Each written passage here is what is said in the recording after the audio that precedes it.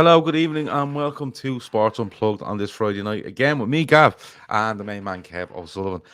In another week of here's a sport Gav knows nothing about, but let's have a go at it anyway. Because I've decided that I'm going to pick a sport every week as much as I possibly can, and we'll talk about it. And I'll know nothing about it, and I'll try to be educated. Last week was NFL, and we had a good chat about that, and we're going to keep an eye on things. We'll skip over it this week, but we will get back to it next week and follow it heavily as we get towards the business end of the NFL season. Kev, how are you? I'm very good, very good. I'm looking forward to the weekend. Friday night. Friday night, having a can, as you do. Yeah, well, I don't tonight for multiple reasons. One, that I have to be back up at 3 a.m. to make my way to Dublin Airport. So if I go on the cans, it won't end well, Kev. No. I'm going to be honest with you. But anybody watching, please like, please subscribe, do all that business. You know how it works. Avo's in, Laura Duffy's in, Tom Boland's in, Midnight Toker's in, a few more in there as well. But Kev, the first thing I want to come to is baseball, right? So the World Series is on at the moment. Yeah. And I said, I'm going to have a look at baseball. It just popped up during the week on my feed. I don't know how, but it did. And I looked it up, Kev. And we're just discussing before we come on. If you play all your league games, as they would call them, and the maximum amount of playoffs and finals and World Series, you could play, I think it's 186 games in a season. What are they on fucking drugs, Kev? They were. That was a problem for an awful long time through the nose. Oh yeah, okay. Sorry, that's probably the wrong words to be using. No, but you know what I mean. It was a big problem with steroid use in the major leagues for a long time, and it wasn't until it was exposed mainly through the Lance Armstrong thing with blood doping that a lot of the players got caught. I mean, they went through a stage in the 90s and the early 90s where they were breaking records left, right, and center. There were appearance records, distance records, home run records for seasons and all that, and they were smashing records that had been stood for 30, 40, 50 years. They did have a big problem for a long time, but they have cleaned it up now. But like you said, they're animals with the amount of games they play. I mean, the average baseball game will probably, 3 hours, give or take, 3.5 hours. You'll get some days in a season where they'll play double headers. They might say Boston Red Sox might travel to the LA Dodgers and play 2 games on a Sunday, and then fly out of LA to Houston to play the next day, and then fly somewhere else the next day to play Chicago or Detroit, and then they go home and play another 5 or 6 games in 5 or 6 days. It's nuts. Is there much of an off season in this? Like Laura Duffy's gone in 2-footed on me early. She said it's called the regular season, not league games. Laura, bear with me. Regular season. I'll coming around to all this. But is there much of an off season? Because 186 games, right? Like, is he playing them every day for like it literally months? Is. Yeah. This is the World Series always. Do you ever see the film Moneyball? You've seen Moneyball, yeah? Yeah. Well, the premise is in any baseball film, your season comes alive in October. That's when the business end of the season starts. The World Series will finish in November. Yeah. Then they'll be off through till February when they go back to preseason, and they'll all do preseason in Florida and Mexico, and then they'll go back into the regular season starting, I think, towards the middle of March, mid to the end of March, and then they do it all again. It's unbelievable. And I have to be honest with you, I've never sat down and watched a full baseball game. Like I haven't. Is it like somebody? Red Steve's not having a bar of this. He says it's just rounders, loads of standing around. But like you're hitting the ball and you get from around the bases and get around. And once you get around, that's considered a run. That's considered a run, yeah. Yeah, and they add it all up as they go along, and there's so many innings and stuff like that. 9 innings in a game. Each side bat takes it in turn to bat. Yeah. If it's tied at the end of 9 innings, it goes into extra time, and it's the equivalent of next goal wins. Next run, each side will get 2 innings at the end, so you'll go on the 10th. If you both score on the 10th, you keep going. If nobody scores, you just keep going. Right, so I'm going to ask loads of silly questions now, That's right? right. And the people in there, and people are probably coming on here going, they're going to get massive analysis on sport. We will get to that. But we're just two lads who talk an awful lot of balderdash, and sometimes we get it right. Sometimes we do, and we'll get better as this hour goes on. I promise. And for the other times, just check with Laura. Laura knows it all. But I'm on here to be educated as well. I'm not here to preach. I'm here to be educated as well. So let me ask a question. The first batter comes in. All right. I hope that's the right terminology. And he hits it, and he managed to get the fourth base. So the next batter has to come in. Am I correct? Yeah. And when he hits it, the first fella gets around to third, and he gets the second. So you have 2 men out in the field. Is that right? No. Right. Say the second guy hits it, and the guy who's on first can keep running until he decides he's not going to stop. He can go to second. If he feels there's an extra base on, he can take the risk, or he could get run out. But the second fella hits it. So second fella hits it. He ends up on first base, and the other fella ends up first on fourth. Goes to second.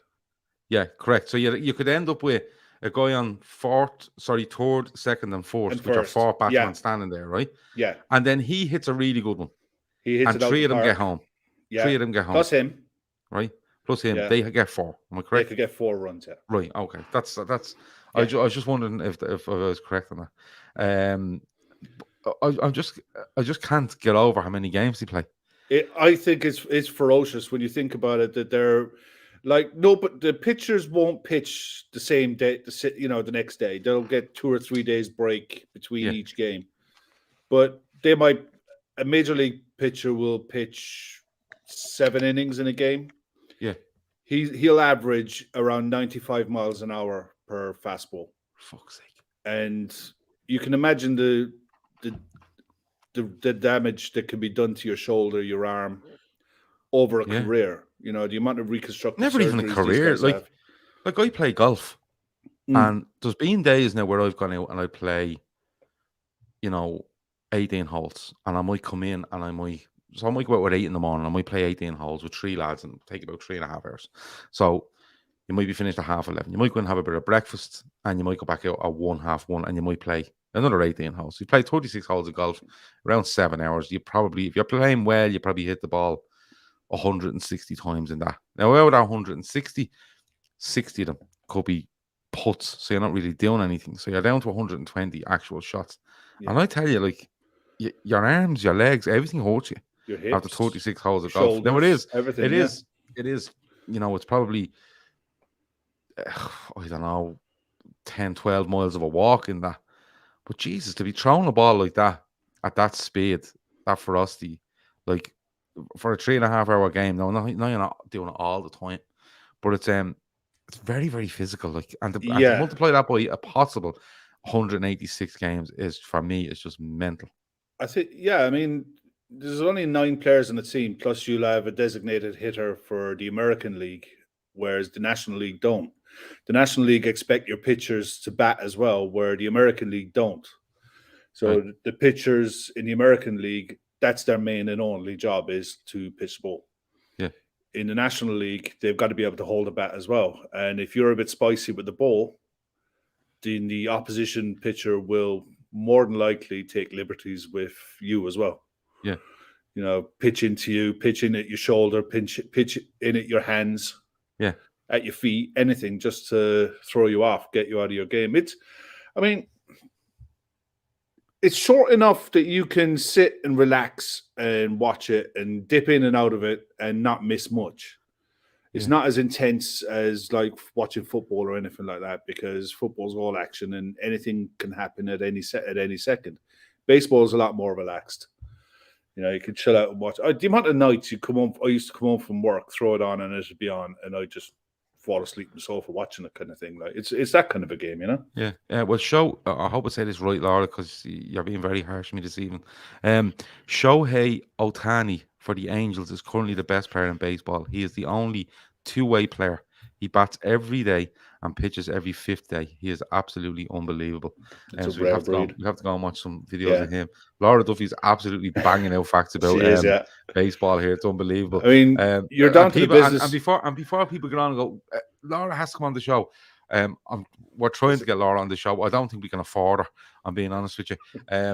She might be asking for phenomenal money to come on here, which is fair enough. Worth every penny, to be fair. Yeah, well, Jesus, if she's and the comments are and the go, boy, yeah, she is.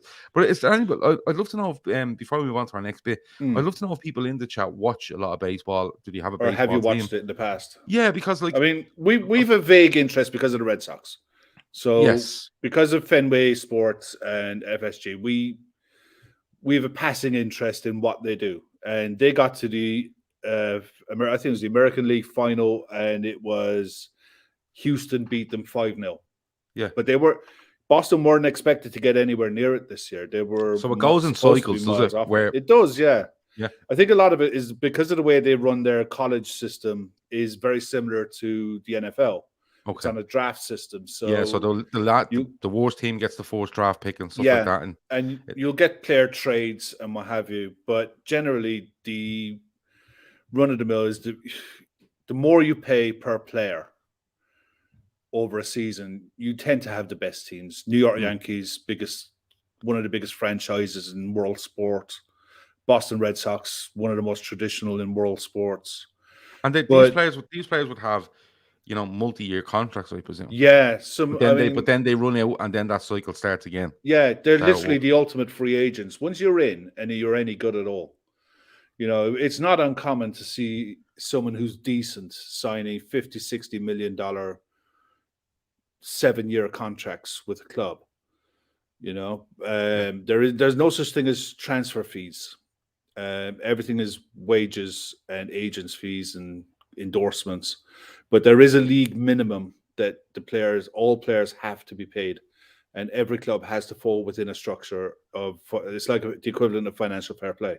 Yeah. Okay. And it's fairly well governed as well. In that sense, but there are loopholes that they would like closed. Things like the endorsements outside of baseball that cross over with sport don't tend to get covered, but they almost always run down their contracts to free agents or get traded in the last year. That's the way they work it. It's it's just interesting because we would have a passing interest in with the Red Sox and stuff like that, and me and you were talking about NFL last week and watching it, kind of watching it on and off. But then when it comes around to the playoffs and stuff, you kind of get more involved. You get more into it again, on a Sunday night.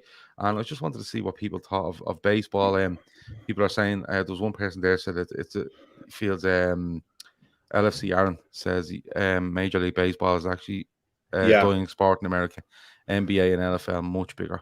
It's where the MLS are looking to get a foothold in the TV audience is because for most baseball grounds in the regular season, you can just walk up on the day and buy tickets. You very rarely see a full ground unless it's Boston, New York, LA, the Angels and the Dodgers, Chicago White Sox, Detroit. I think it's Detroit Tigers. Unless there's a rivalry or something on it, you could pretty much walk up to any stadium on any given day during the regular season and just walk in and just pay on the day kind of thing. Yeah. And I think MLS it's gone past the stage now where it's a flash in the pan type of thing. MLS over there now has got a decent foothold.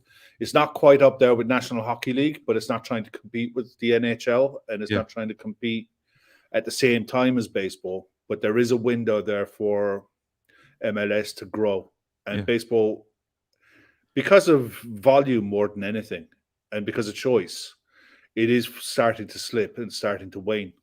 Yeah, and nothing more so than the Olympics when Japan won the gold medal at the Olympics, and not America. Yeah, and if it was me, I'm a football fan. If I went to America, I'd be looking out for football. And is there games on? If you're in New York, is there any games on? Or say for friends like New York, right? Yeah. And but me coming into that cold, I'd look and go, these fuckers are playing every day of the week, and there's an MLS game on once a week. Sure, I go to the MLS today.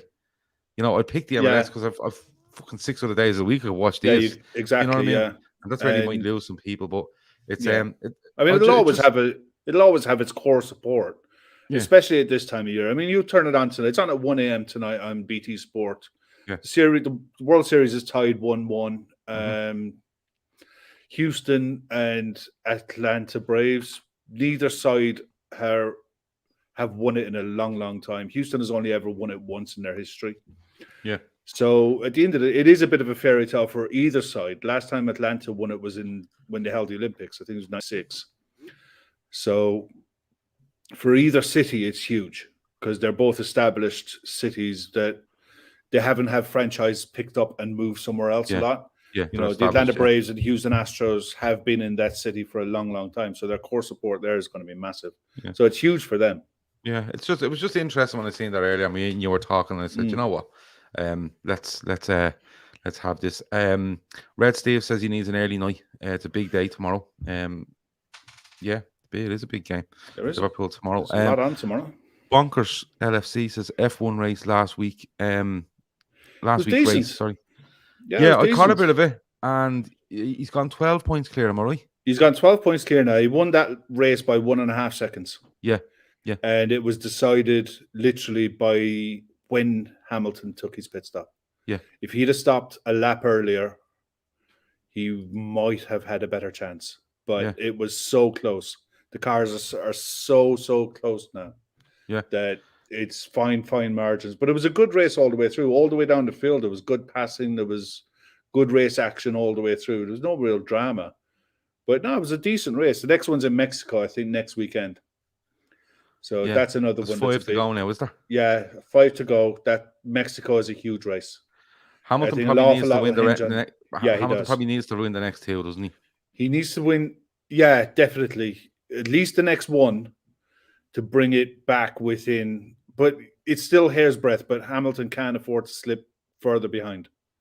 Yeah, he has to get back to winning now. But I thought it was a cracking race, to be fair.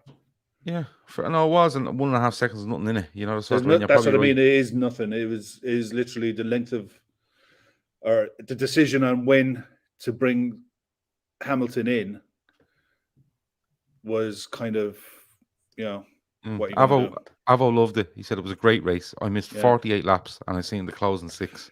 So he, you saw the business end, Avo. Yeah, it was one of those. But just moving on. To another thing, MMA. Now again, this has come up because there's a card in Abu Dhabi this weekend, and then there's a card in New York next weekend. Big UFC 267 and 268, isn't that right? Yeah. Talk to me, Kev. What's to watch in this? Because I won't see it tomorrow. I'll be too busy doing other stuff.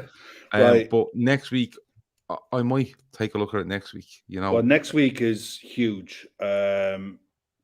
Someone in the chat will have to remind me of how to pronounce or spell the guy's name who's in, but it's Colby Covington is the challenger to, I think it's a middleweight title, and he lost last time. It went 5 rounds, and it was a very, very good fight. And Covington is one of those characters. He's love him or hate him. He's a pure Trump supporter, and he plays on it. Okay. And he's, as Francis Ngannou, I think he's coming up. It might be against or something like that. But it's an absolute belter of a fight next week. It's a stacked card as well. But the one this weekend in Abu Dhabi will be massive for TV because it's free to air in America. Yeah. And Blachowicz against Grosvenor Teixeira for the light heavyweight title. And Peter Yan is fighting for the bantamweight interim title and on a co-main event, and it's on at a decent time for us. I think it's on about 6 p.m. The main fights will be on about 6 p.m. over here on BT Sports. So it's 2 decent fights. Look, there's not going to be much else on apart from Spurs Man United. So if that's boring, which is quite possibly could be, click it over and give it a go. Yeah, no, I wanted to touch on the MMA. I wanted to see what people thought of it. Next week is going to be an absolute barnstormer. It's going to be huge. It's up there with the McGregor type of hype that it will get, especially in America. This is an absolute, possibly one of the fights of the year next weekend. Well, it's one to look forward to. Definitely. This tomorrow and next week in New York. Usman v Covington. That's it. Says Olivier. There you go. Just to clear it up. And Veranda Cheese says there's an Irish girl fighting Chris Cyborg in November and Bellator. Ooh, so that'd be tasty. Go and Chris look that up. Cyborg has been around for a while. She is serious. Yeah. So Luke, that's a test. Luke Jackson says Covington plays the heel character. He was about to get released from UFC unless he changed his approach. Has worked well for him. Yeah. So when you get a U.S. president, a serving U.S. president at the time, Donald Trump, turning up to your fights, it plays well. It goes well for you. UFC definitely made the most of that. It does. Now, a couple of football things I want to get on to. We are going to get on to Premier League. We're going to look at a couple of fixtures and a couple of bits that's gone on during the week. But I want to talk Barcelona with you, Kev. They lost last weekend. I think it was that last weekend or during the week. 1-0 away to midweek, wasn't it? Midweek against Osasuna, wasn't it? I thought it was Rayo Vallecano.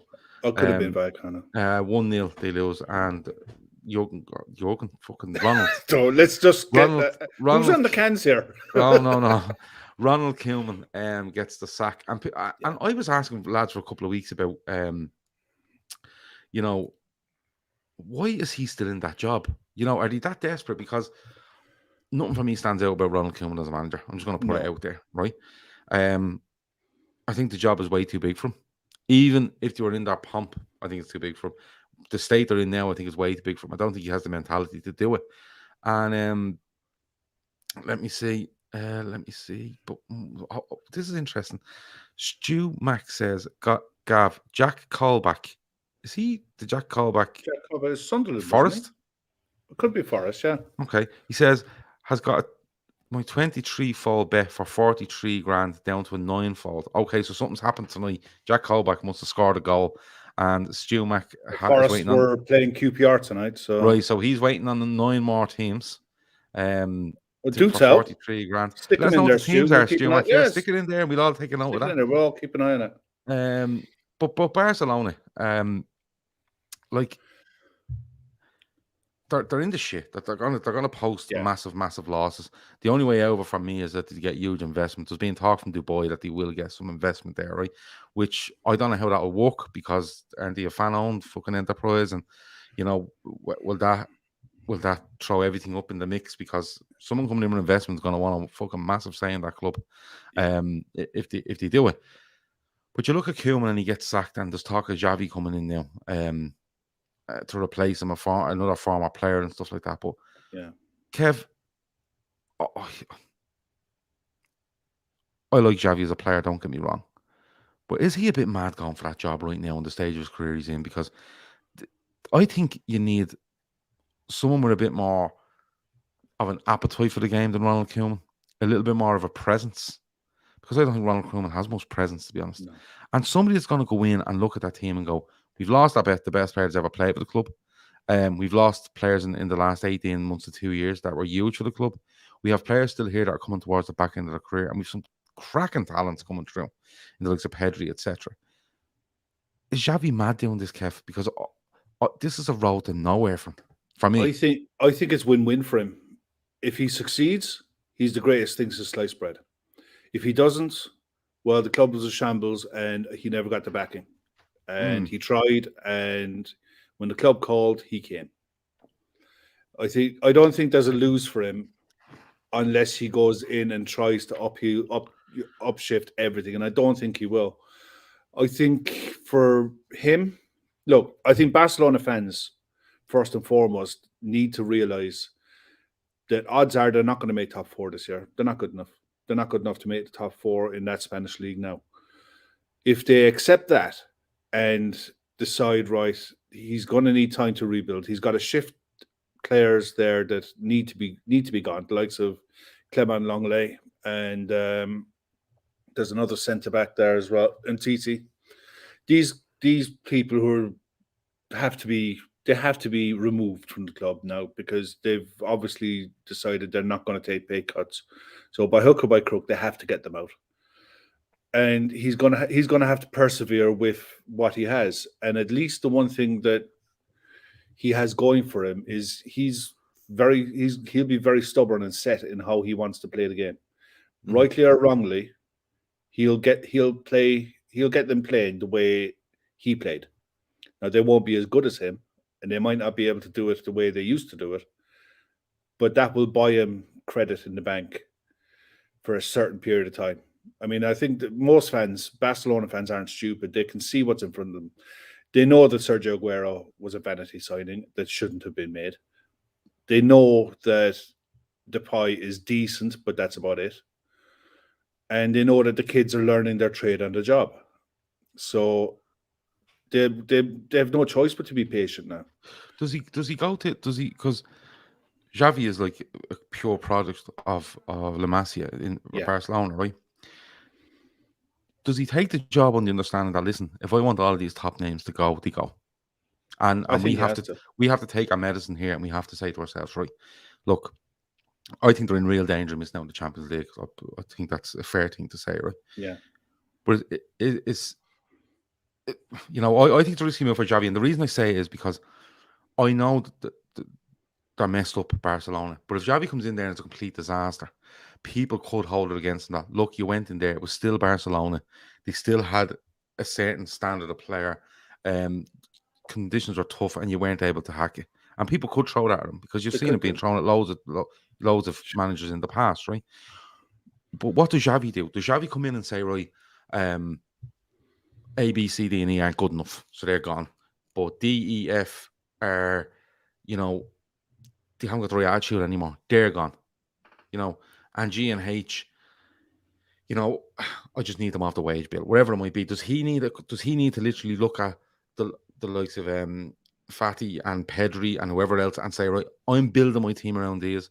We're going to have to take our medicine for a year or two, but in a year or two's time, I'm going to bring in a couple with the right attitude at the right age, and we're going to progress this team that in 2 years' time they're ready to stand up and challenge again on whatever level that might be, and be of the right mindset, and in the same time bringing down a wage bill and bringing down these fucking crazy contracts that he had. It's a double-edged sword. What he could do, but at the same time, if he tries to do, I think that's his best route out, because if he tries to do that and it doesn't go right, to go, well, at least he tried something different. At least he tried it for the good of the club and to try to progress the club, rather than throwing another load of money at it, which they might not have. Yeah, and then get caught with a load of players that just don't do it for them because they're only in it for themselves. Yeah, I think that has to be the way. It's, I mean, you credit where it's due to Real Madrid. They saw what was coming 2-3 years ago when they started signing the likes of Vinicius and they're signing the Ferland Mendy's of this world, and Eder Militao's. They were picking these players up and blending them into their squad, so that when the time came for Sergio Ramos to be shifted on, and your man at United, they were able to do it in a way that it didn't affect them too much. They're not the Real Madrid of old, but they're not as bad as what people would like to think. Barcelona didn't. Barcelona either didn't or couldn't see what was around the corner. They never thought Messi would up sticks and leaves. And they built their future planning around the fact that Messi would still be at the club until he was 36, 7, 8. Yeah. They never thought that they could ever be in a situation where they could lose him. Factor that into how unstable the club is financially. It's crazy what's happened there. Now, the ownership side of it is interesting, because if Xavi takes it over, you'd almost certainly see maybe Qatari investment coming in. But you're right, they will definitely want a big say, and probably will want that 50+1 model removed. Yeah, well, and the Barcelona fans are going to have to decide that. Yeah, well, Veranda Cheese did say that he thinks only the fans' decisions, the only decision the fan makes is basically who the president is. Yeah. You know what I mean? But having said that, if Qatar, Dubai, whatever comes in and they put in £1 billion, right? And that's what you're going to be talking. Yeah, £1 billion to clear the debt and be able then to, basically go and rebuild a squad. Yeah. They're going to want their man to be the fucking president. They're not going to want Laporta being president. You know what I mean? They're not going to want... They actually might leave Laporta there. But Yeah, what but they will want is a majority stake. Yeah, but even if they don't get a majority stake, they won't want somebody. You see, they won't want to put a load of money in, say Laporte stays, just for argument's sake, to keep Laporte there, and then they put one of their own guys up for presidency, and it's bashed down, and then Laporte turns and says, "Well, I don't think we should do this. I want to be president next time because of this," and he goes against the people that are trying to save the club, if you know what I mean, for his own well-being. It's a very messy situation, but I just they're not silly. They'll cover their bases, and they'll make sure that no matter what happens, that their holding within the club is going to be sacrosanct. I mean, I like the idea of this 50+1 model, but in reality, it doesn't exist. It doesn't exist in Munich. It doesn't exist in Barcelona. It's a nonsense. And anyone who thinks it is, that Bayern Munich is fan power, it's just not. The Barcelona board run that club. The fans get a say. It might be a vocal say. Like at the moment, they're on about they want the sponsorship deal torn up or ended as soon as possible with one of their Middle Eastern sponsorship. But in reality, Bayern are doing that from a position in a league where they're the only show in town. Yeah. If Barcelona were doing that, that's why they hate Leipzig so much. That's why every club in Germany hates Leipzig so much. Yeah. You know, they hate the idea of a company or someone coming in and owning a club and investing in a club for a city to win something. You know, it should be fan based. I'm sorry, not in this modern age. It just does not in an age where you've seen it. We'll go on to it in a minute with West Ham,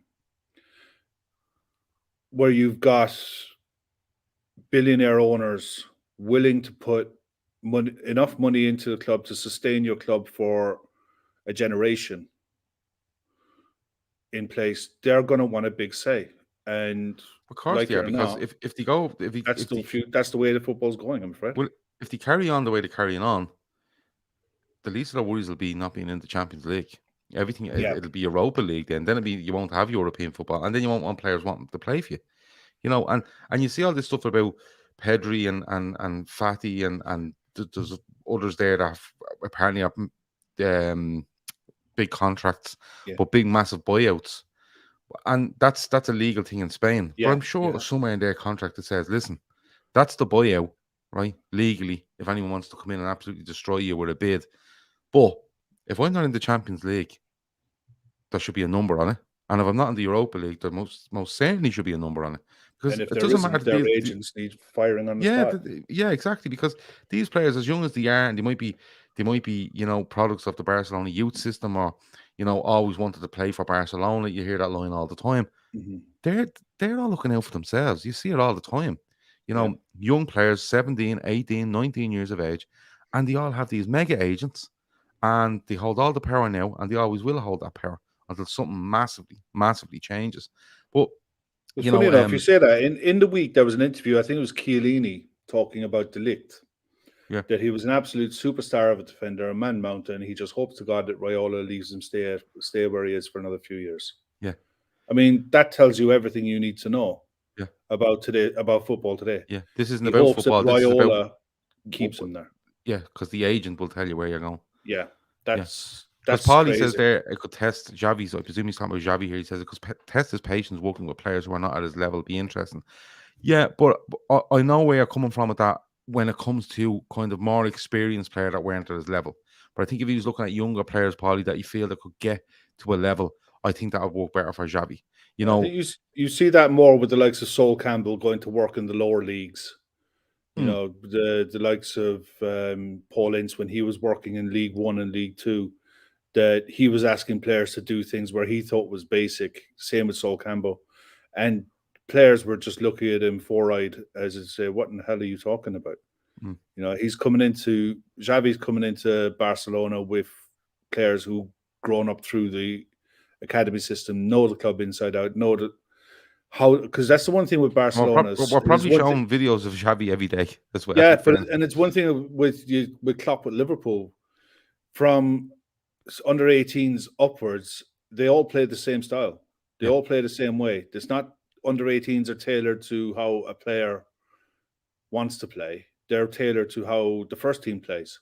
Hmm. And that's the way it should be. And that's what these Barcelona kids were raised on. They were raised on Xavi, Iniesta, and Busquets, and that's how you play and go and mirror it.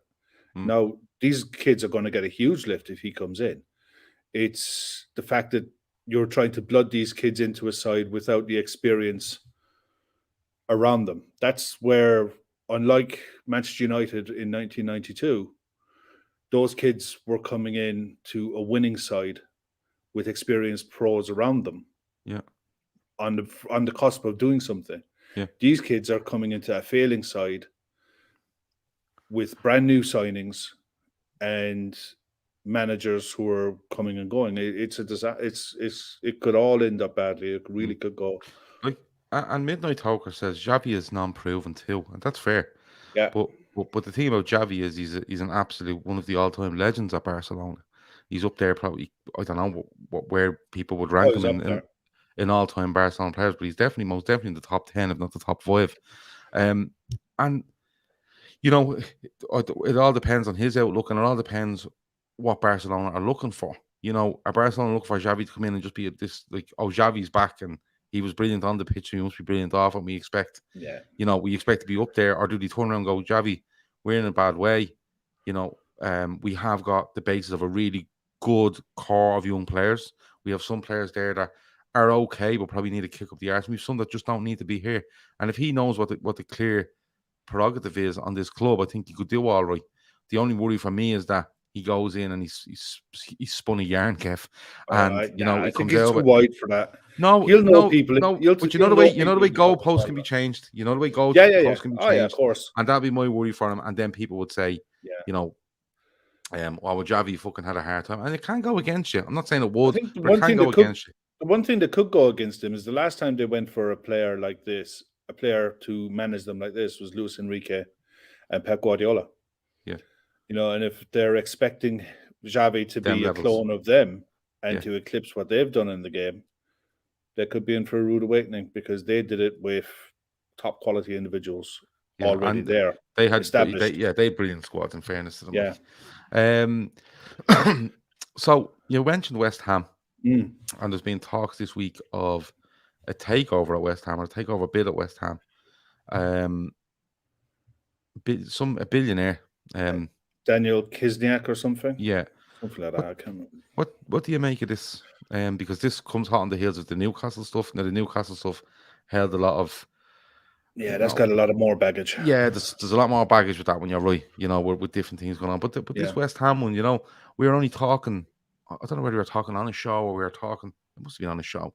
And we were saying, Gold and them two Muppets and the other one, Brady, have kind of disappeared into the background at West Ham. And it's probably been a really good thing for them, because every week you will be seeing stuff from them three more than you would be seeing stuff from West Ham. Or you'd know more about them than you would the West Ham result week in, week out.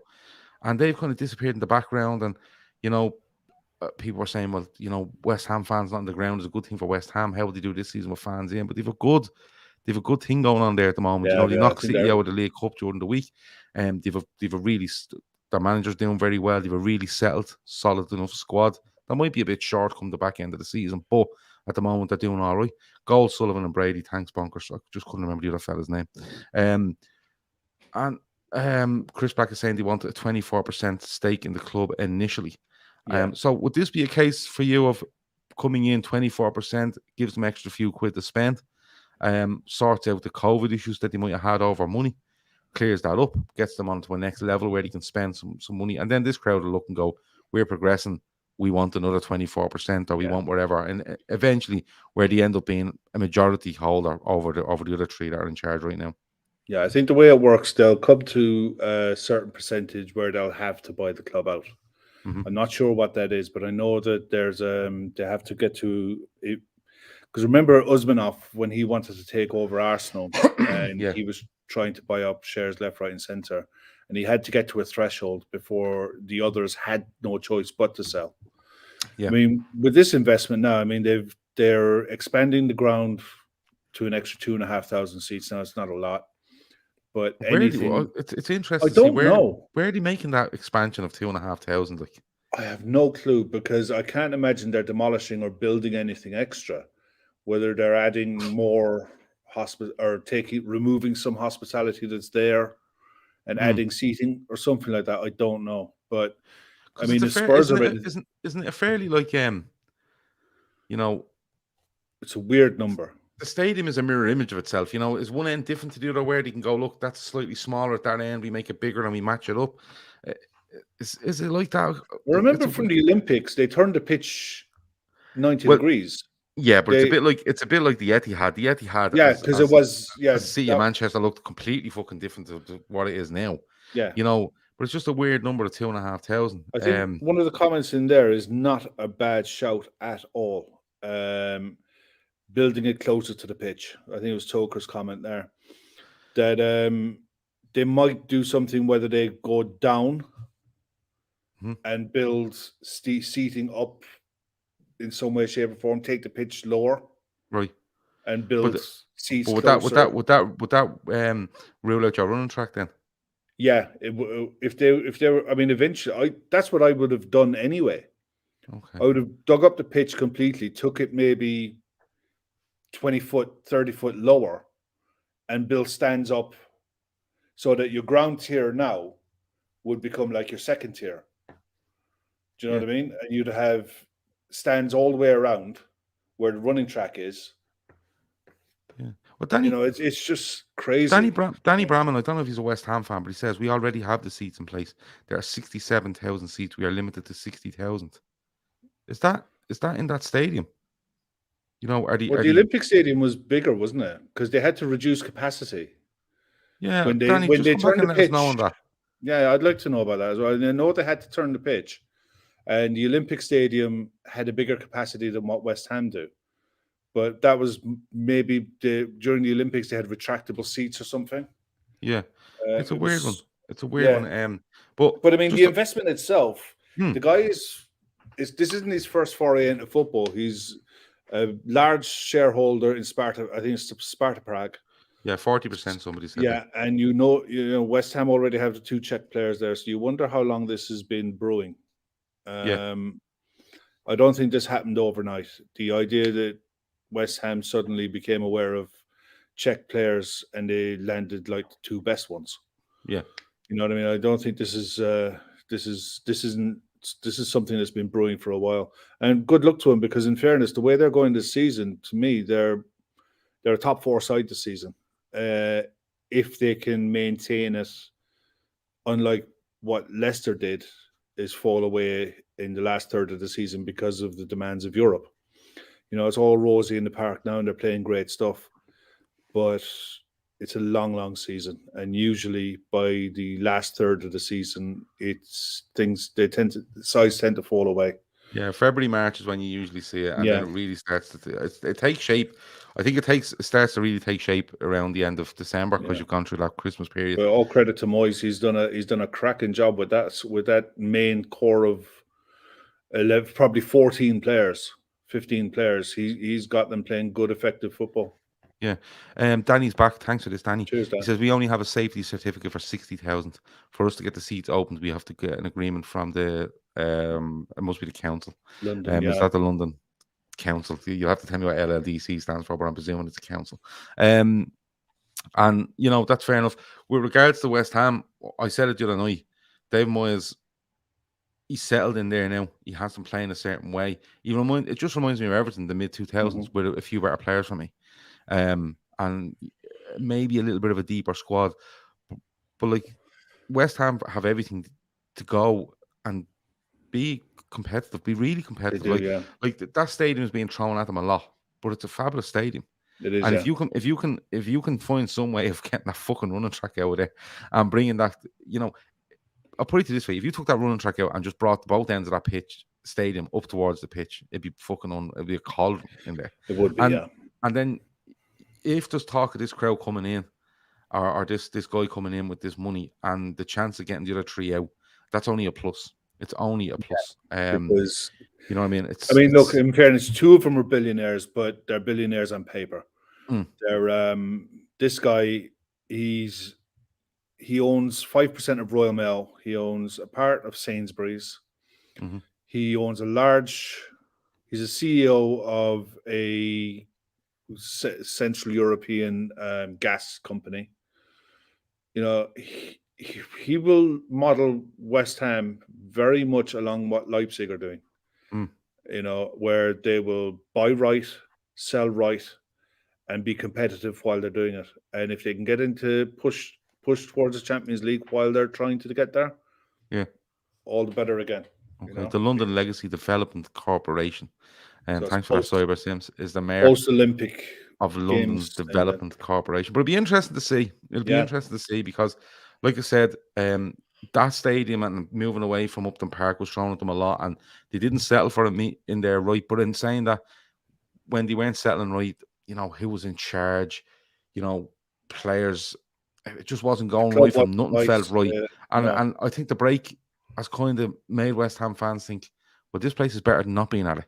And they're making the absolute best of it. And if West Ham can find a way to get them more involved and make it feel more like home, I think it's a huge thing.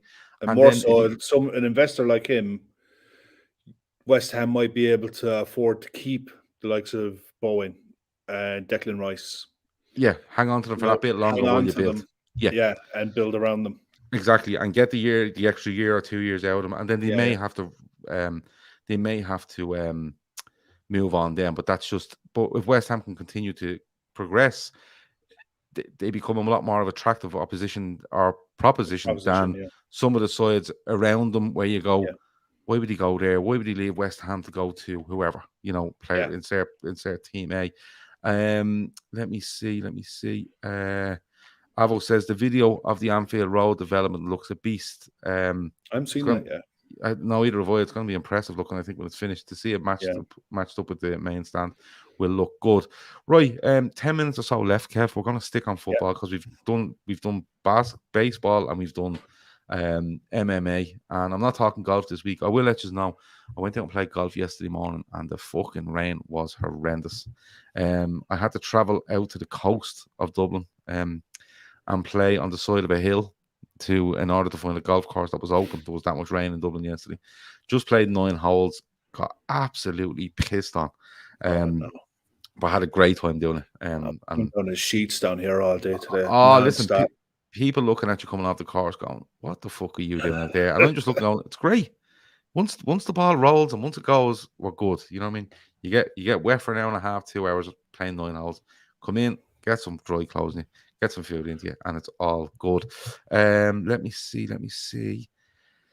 Gav, Chris Brack wants to know, Gav, you're trying to get Andy in the worst bar in Liverpool on Saturday. No. I don't know what bars we're going into. There's a load of people asking, are we going for a point? Where are you going for a point? Listen, I'll be in Liverpool at 8 o'clock in the morning. Contact me then and we'll let you know where we are. I'm not going to make a big plan around it because I'm brutal for them. And I could be in one pub and I'd say, yeah, I'm meant to be meeting all these fellas up in this pub. And I don't go because I'm enjoying myself in the pub I'm in. And just the way I am. Gav's last can. Why are people making all these names up now? There's loads of them. 8 over, Gav, for 9. No, 4 over for 9. Thanks very much. Or 5 over. Sorry, 5 over for 9. Which was really good because the ball was going nowhere in that weather yesterday. It's the difference in a golf ball and the distance it travels in good weather and bad weather is just absolutely phenomenal. So no, it wasn't 8 over, you cheeky fuck. So the weekend, and I just want to finish on one thing. Let me see what's this. Oh, yes. Paulie Walnut says, by the way, Gav, I got stuck into a heap of Bolt and Bangers videos since you mentioned it. Very enjoyable. This is, of course, the YouTube channel called Golf Mates. All right. It's basically lads playing golf, having a good time. They've actually progressed it into a huge channel with, I think it's about 160,000 subscribers now. They play golf all over the place. They're mates. They've different challenges. They've different games. They play against each other. And it's a really good laugh. And go and check it out because it's my favorite. It's my absolute favorite golf YouTube channel out there at the moment. And Jesus, Gav's last cancer just asking one. Yeah, sorry, I was a bit harsh on you there, but I'm being honest. But Ole Gunnar Solskjaer, It was bad for him on Sunday, but some of the stuff he's come out with this in the last couple of days has been horrendous. He's liking. It's like the definition of nothing to see here, Oh isn't it? my God, he's come out and basically likened the defeat to Liverpool as like Tyson Fury getting knocked down. He's basically told us that he's seen Sir Alex Ferguson because Alex Ferguson was having meetings with Cristiano Ronaldo. I'm amazed he's still in a job, Kev. Amazed. I am as well. I think I said after that, I thought he'd be gone, if not that night, because the way Man United work is weird, because it is the way the stock exchange rules are. They have to be very careful about what time of day they release information for anything, whether it's to do with signings, sackings, major decisions, anything like that. I was fully expecting to wake up the next morning to something that he was gone. Yeah. The fact that Alex Ferguson is going to bat for him again, I would be so embarrassed. The fact that, no offense, like Fergie is an absolute genius football manager, one of the greats of all time, if not arguably the greatest club manager England has ever seen. The fact that he still has influence after so many years, he's rocking up. He's rocking up the Old Trafford on the Monday morning. It's shocking, like it's absolutely shocking. I mean, at the end of the day, I don't know what Solskjaer is. He's not a manager. He's not a coach. Harry Maguire was put up to do that interview, and it was literally stand in front of a camera, say all the PR things that you're supposed to say. It was the most vanilla interview I've ever seen in my life. Yes, we're embarrassed. Yes, we're sorry. Yes, we're going to work really, really hard. Are you now?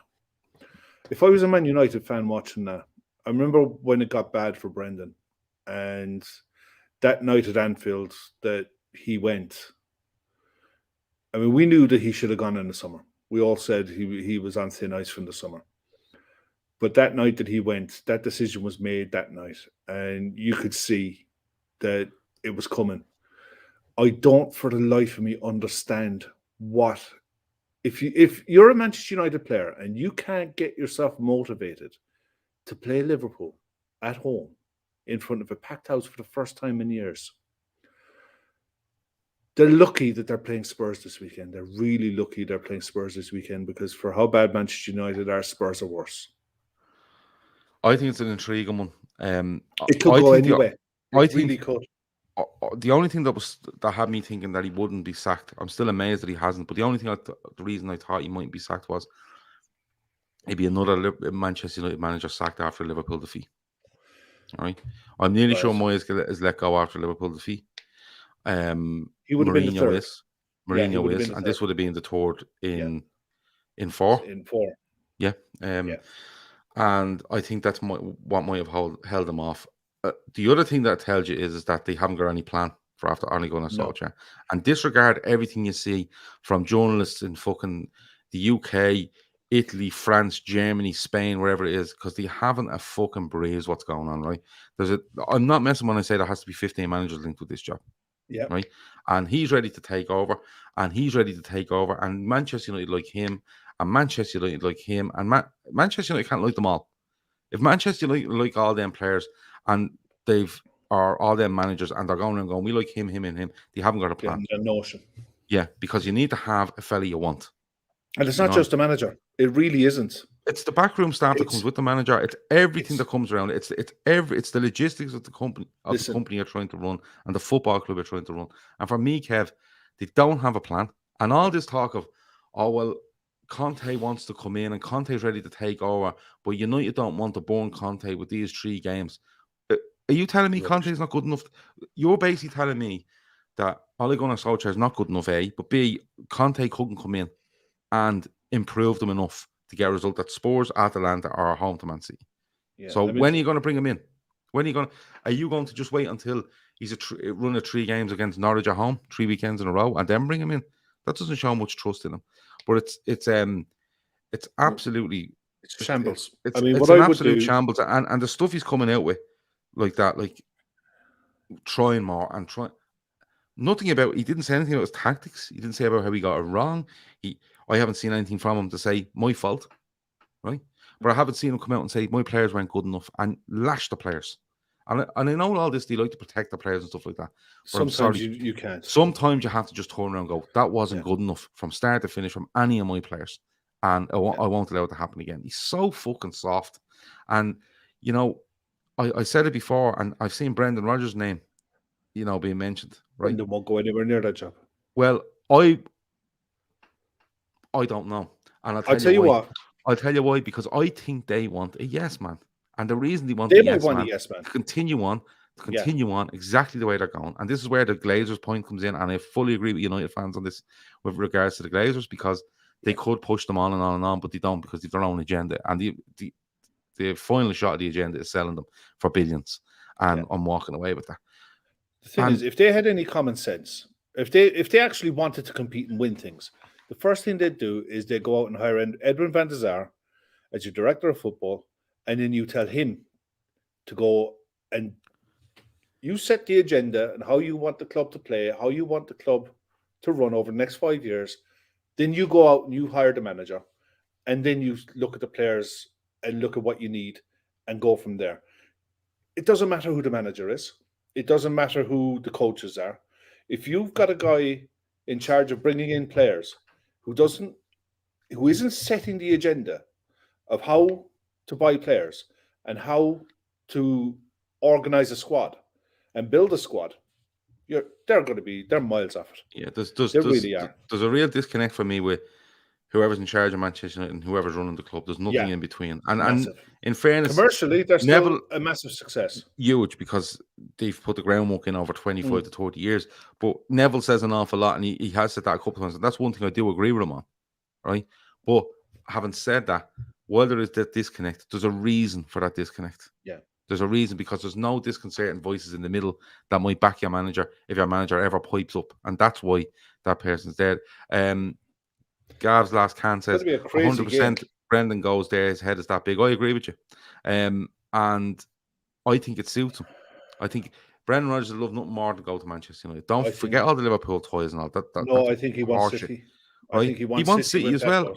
But I'd argue, right?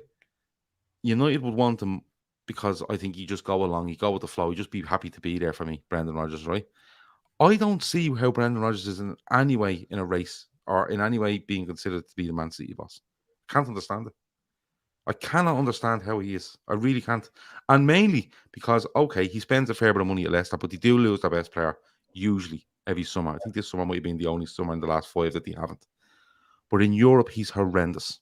He is it. And Man City's main goal right now over everything else is European football, right? And winning the Champions League. Now, if Pep Guardiola goes this season and possibly next and doesn't win the Champions League and walks away from Manchester City, Brendan Rodgers is the last man you want to put in there, because he is horrendous in European football. Horrendous. Like, even Europa League, he's horrendous. They get away with one during the week. Maybe not during the week, last week.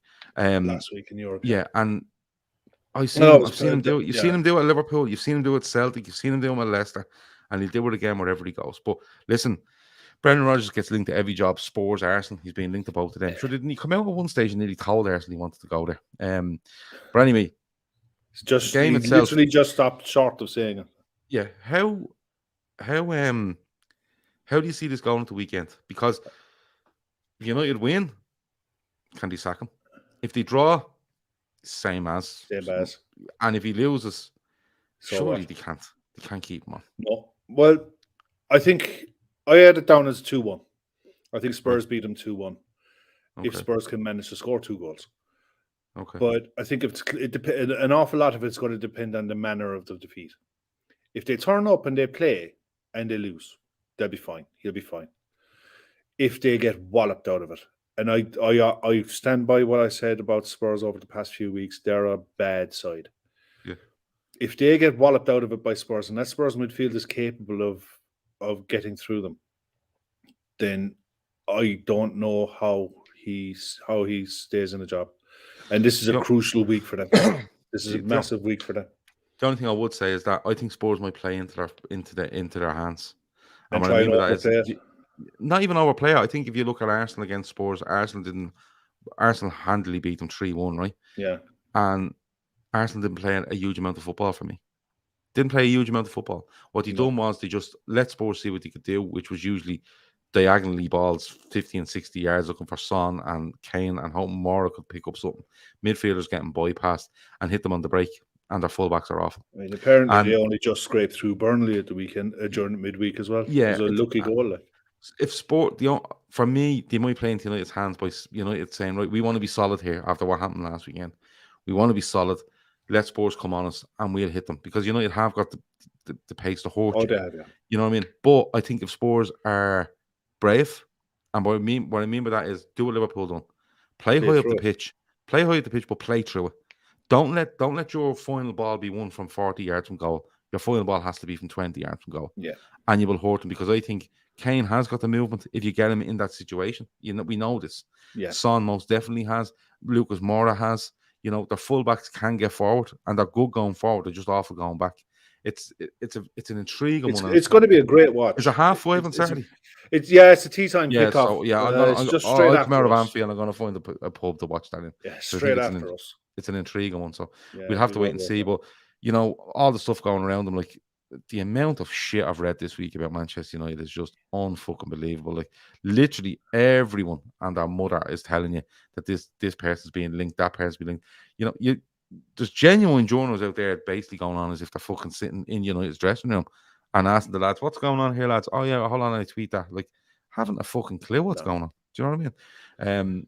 But it's one of those. Anything else before we go, Kev? No, mate. You're going to want to go and get some 40 winks before your early jaunt. Yeah, I have to go and get a little bit of sleep. I'm going to be honest. That's very, very true. Looking forward to the weekend. There's a few people being on to us with regards to having a drink. If we get here, we will absolutely get here. The best thing to do is contact us, one of us, in some way tomorrow, because, like I said, the best plans usually go to shit, don't they? Yeah. So I know the only plan is to get to the airport, have a few points, get on the plane, arrive in Liverpool, and see how we go. Let me see, Jonathan. Come on, Jonathan. You have more respect for me than that. Gav, only 4 hours sleep tonight, and on the beers in the AM. You'll be in a steak on kickoff. Don't be that guy. Jonathan, I genuinely could stay up and just literally wait for me taxi at 4 o'clock and then go, and I'll be fine. Absolutely fine. That's a good thing, actually. Chris has released another pod today for the LFC Women's Show, and they're flying it. They're doing really well. There's a really good pod on there. Just click onto the website and click into the link and have a good watch of that. Yeah, it was really good. Share it as well. Chris did some cracking work on that. And the thing is, with the division that the women are in, they have to win it to get promoted. Second isn't good enough. So every game is important. And at this point of the season, they're doing really well. Yeah, they are. They're doing well. And Chris does work hard on this women's show. And he's some great. The 3 guests he have from give their time. And fair play to them for that as well. And the show's been really good. If you go onto our YouTube channel, you will see it there. It was released earlier on today. And a lot of people, like, let's be honest, don't watch women's football. But it's actually very interesting as to where Liverpool are right now as a women's side. The division they're in, the way they've brought in players, the way they've brought in managers, a new manager, a new style of play, what they're trying to do, and they're trying to be more out there as a standalone football side rather than just being that's the women's Liverpool team. They're trying to get their own identity, and I think that's important. So, and in fairness, with the way the Premier League is being branded now, the women's the WSL in the Premier League in England, it's getting onto a lot of Sky free-to-air Sky games. BBC are picking games up. It's going to get bigger. I mean, and it's massive for Liverpool to we need to not be left behind in that. You don't want to rock into this in 3 years' time when clubs in that league have had 3 years to get their money in and set themselves up. You want to be into that. So they really want to get up this year and be on, get on a par with these clubs and have the same foundations as these clubs and the same appeal as these clubs. Because Liverpool is a massive name, but like there's teams in that league that just players are just drawn to, the sort of way. So it's one of those. Arsenal and Chelsea are the standouts. They've been doing absolutely, and Arsenal have been for so. years and years in women's football. Avo asked, where are we in the ground? We're in the cup. We're in the Cop tomorrow. Back at the Cop tomorrow. Gav's last cancers. Have a great day. We will. It's not a day trip. We're staying overnight. I don't do day trips. Fuck that. But we're staying overnight. We're back Sunday night. But we will have a good time. But as I said, if anyone's around Liverpool, get in contact with us some way tomorrow around probably 10 o'clock in the morning, and we'll let you know where we are. We're going to try to do our best to meet anyone that fancies a point. And as I said before, or after the game. We don't know what we're at, but if we're at anything, we'll let you know. Red Steve, look, he's like me man here. Remember your vaccine certificate, Gav. I have it all ready, but of everything. And Andy was laughing at me earlier going, what? You printed these out? I printed everything out. Dead Because right. I am horrendous for keeping my phone charged. Horrendous at it. Yeah, like, it'd be just my luck to rock up at Dublin Airport and look down, my phone's gone dead. And I can't charge the fucking thing. So I have no paperwork. So I always keep everything on my phone and I keep everything printed as well. So it's one of those. Yeah, that's it. That's it. Yeah. Check out the baseball tonight and check out the baseball. Check out Sienna Steps. This time next week, she will be in America getting her treatment, just to let people know that.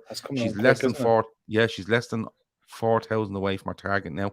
That will be met. There's no doubt about that, because it's some of the fundraising events they have coming up in the next couple of weeks. But if anyone's there can throw in a few quid and get her over that 120 grand and make things a little bit more comfortable again for them, that's absolutely bang on, and go and do that. The new channel coming next month, the link is in the description. People have told me it wasn't working. I've checked and double fucking checked it. Yeah, I've checked it as well. It is working. Right, it's in there. I don't know. I think there's about 35 subscribers, but we genuinely don't care how many subscribers we have. We're doing this from probably the middle to the end of next month, and we're just going to have a great laugh talking all sorts of madness to do with football. So make sure you go and check that out. If you are watching this, leave a comment. Someone told me the other day, leaving a comment is very good for your channel. How the fuck? I don't know. But if you leave you're in the live chat, but if you're in the comments, go in afterwards, let us know what you thought of the show. Let us know what you'd like to see us talk about on this show or any other show, or just say random stuff, start up a conversation, wherever you might do that. And if you're listening to it on audio and when it gets available for download, make sure to leave a review wherever you get your podcast. That helps as well. Right. Jonathan asks, what's the score going to be tomorrow? That's not it. There you go. What's the score going to be tomorrow? Kev, Liverpool v Brighton. Score prediction, 3-0. please. 3-0. 3-0. I think Brighton are going to have a right goal. I think it'll be a cracking game. It'll be a really good game. They're a good side, but they have players coming back and they're missing a couple of key players as well. There's some good wing backs that'll cause us problems in Lamptey and who are they missing? Cucurella. I think the big unit, Dan Byrne. Oh yeah, but he hasn't really been playing much, and he was playing like left centre back, wasn't he? Yeah, he was playing left of a 3 or left back in a 4. But I think Cucurella is a really, really good smile. He's a shrewd signing. Yeah, I watched him a lot last year, and for the Olympics for Spain, he was very good. Yeah, Lamptey just coming back from injury. Lallana in the 6 in the last 2 games. He's going to. Is the other fella back? Well. Is the good midfielder back? What's his name? I know you're on about. Linked with everyone. Basuma. Yeah, he played. I think he played an hour or played half an hour midweek, so he might be available. The thing is, Brighton were always one striker away from being a decent side, and your man just plays up front for it. I mean, had a really good start to the season. Mope, yeah, had a really good start. He had a really good 3 or 4 games. Then he went off a cliff. His form has gone down the toilet a bit, but they're still hard to beat and they still press high, and it'll be a harder game than last week. Yeah, genuinely, and that's not taking a pot shot at United. Genuinely, I think our next 2 league games are definitely harder than what we had at Old Trafford. Yeah, we've Brighton at home, and then we Brighton have at home and West Ham. West Ham away before another international break. Yeah. But anyway, you're going 3-0. Chris Black's gone 4-0. Gav's last can has 6-1. Tom Boland has 5-0. Derek Groom has 5-0 as well. Bit of talk about Basuma there. Came on second half midweek. Let me see. Avo says cheers to Gav. Kev and Gav for a Friday night show. Much appreciated. No. Yeah, we appreciate you being here with us. Yeah, we do. We love it. If there was 40 us here, we'd still be talking. It doesn't bother us. Gary Harrington, 4-0. Cyber Sims has 3-1. I'm going to go 3-1 Liverpool. I think Brighton will have a go. Yeah. And I think they've a decent goal threat. Despite, I know what you were saying, but they've a decent goal threat. Those sort of players that can kind of get in around Liverpool at times and be a bit awkward for They're lively on the press. Yeah, they're lively exactly. on the press. They're organised. They're organised on the press, which is unlike what we faced last week. They have an organised press. That once you get through it, then you can cause them problems. But they proved last season that there's no fear. Yeah. Dave? Well, I just let you know. I know I was going to say something, but I'm not going to say it because I'll jinx it. Jeff definitely not jinxing it, right? So, Naby lad looks to be back. That's true. Thiago's very close, and yeah, the squad's Lady on starting the to come bench, back. hopefully. Yeah, the squad's starting to come back together again, Yeah. which is good stuff. Anyway, that has been the Sports Unplugged for this Friday night. Thanks a million for joining us. These are all very, very good. Just to let you know, the lads are on tomorrow, 2:00 pre-match show. I think that's Chris and Conroy on tomorrow from 2:00. The Red Sea lads will be on at 5:15 with the post-match stuff. And I haven't a clue what's going on Sunday night, kids. Keep his mind in the house. Keith is minding the house, so it'll all turn out fine because Keith's deadly at what he does. That has been it. Thanks for watching. Over now.